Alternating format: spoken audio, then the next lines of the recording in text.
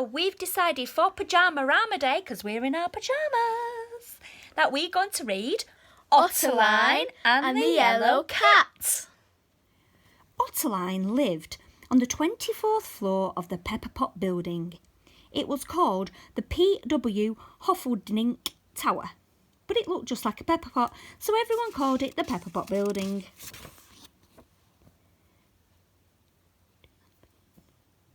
She lived in apartment 243 with Mr. Monroe, who was small and hairy and didn't like the rain or having his hair brushed. Mr. Monroe, small, hairy and from a bog in Norway. Otterline liked splashing in puddles and collecting things. Otterline, on the other hand, loved all kinds of weather, particularly rain, because she liked splashing in puddles. She also liked brushing Mr. Monroe's hair. She found it very relaxing and it helped her to think, especially if there was a tricky problem to solve or a clever plan to work out. Otterline liked solving tricky problems and working out clever plans, even more than she liked splashing in puddles.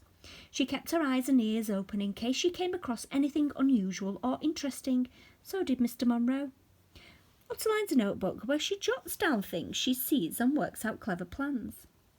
A mouse called Robert that Mr. Monroe came across in the kitchen last Tuesday.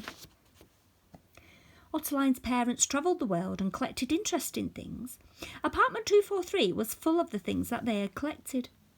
Emperor's hats, seashells, meteorites, extremely small paintings, snuff bottles, hot water bottles, blue bottles, butterfly collectors' nets, masks, portable fish bowls, parrot clocks, leaking cups.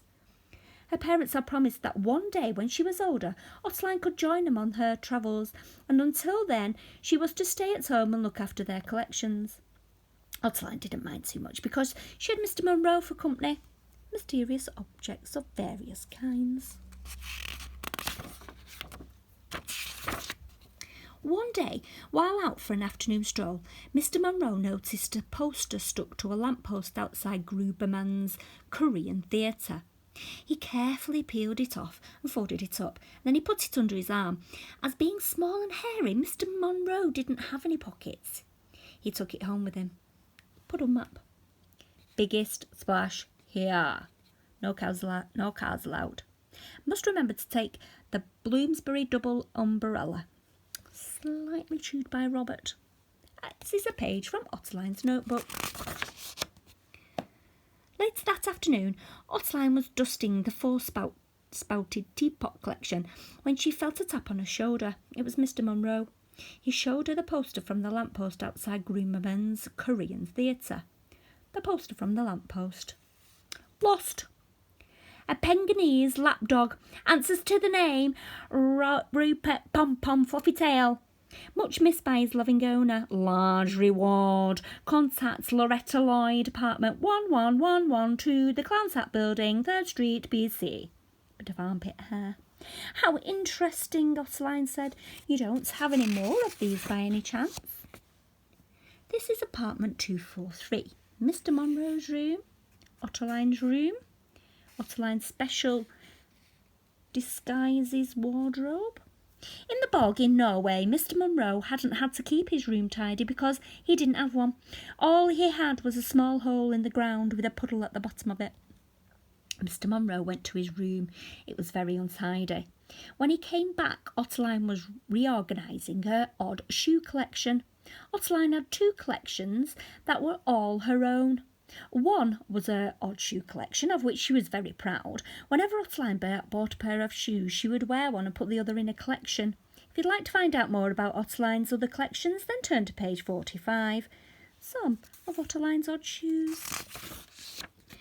Mr. Monroe showed Otterline the posters he collected from lampposts all over town. Otterline looked at them for a long time. I don't suppose, she said, you'd let me brush your hair. While she brushed Mr. Monroe's hair, Otterline looked very closely at the posters.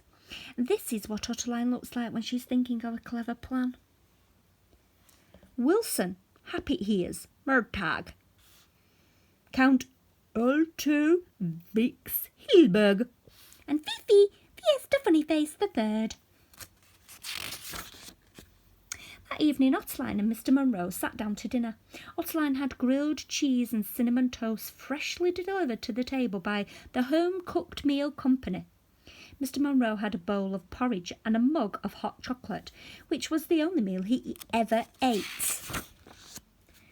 After dinner, Otterline went down to the laundry room in the basement of the Pepper Pot building.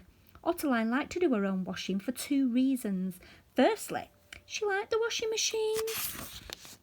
And secondly, she liked standing on tiptoes and listening to the pipes in the basement ceiling. Otterline could hear lots of interesting conversations that went on in other apartments. She didn't tell Mr. Munro, as she knew he wouldn't approve. Huge numbers of apples and not a single pear, not even on Sundays. Then Mrs. Pashnick's monkey refused to wear his silk pyjamas. Normally, Cecily's such a good boy, but last Tuesday... Well, if Margot has a laptop, then I want one too. Now, I only ever take showers, never baths. Honestly, that's the 3rd dress that has gone missing in the laundry. Mum, have you seen my socks? Mum, Mum. Although it wasn't polite, Otterline found eavesdropping often helped her to solve tricky problems and think of clever plans. It was Otterline who found Mr. Pasterdick's missing monkey with a trail of honey-coated peanuts, and when the man from apartment 36 got his toe stuck in the tap, it was Otterline who called the fire brigade. That evening, Otterline was doing her laundry and listening to the pipes as usual when a large hairy arm appeared from behind one of the washing machines and grabbed a pair of Otterline's stripy socks. Otterline peered into the shadows. It was a bear. You ought to be ashamed of yourself stealing socks, said Otterline. So should you, listening to other people's conversations, said the bear. I won't tell if you won't, said Otterline. Mr. Pashnick's dress, the man from apartment 36's favourite shirt, Otterline's stripy socks. The bear in the basement comes from Canada.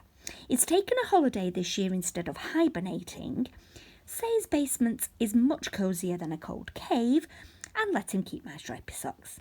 This is a page from Otterline's notebook. So, I hope you enjoyed our bedtime story. Now it's time to say good night. Night. Night.